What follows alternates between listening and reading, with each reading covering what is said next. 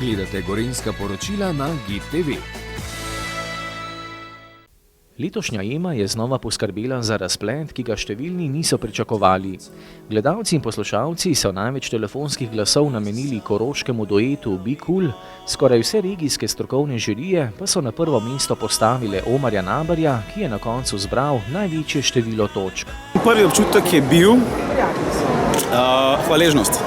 Hvaležnost publiki, da ni pozabila name, in hvaležnost za vse glasove in seveda na koncu tudi hvaležnost žiriji, da mi je dala res dobre točke, tako da je še enkrat najlepša hvala, presrečen sem. Ne bom vas razočaral.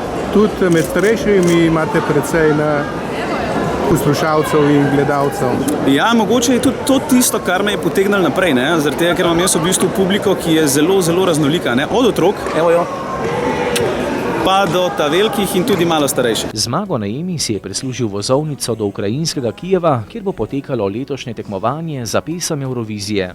Na njem bo sodelovalo kar 43 držav, Slovenija pa bo v prvem polfinalnem večeru 9. maja nastopila kot zadnja od 18 tekmovalk.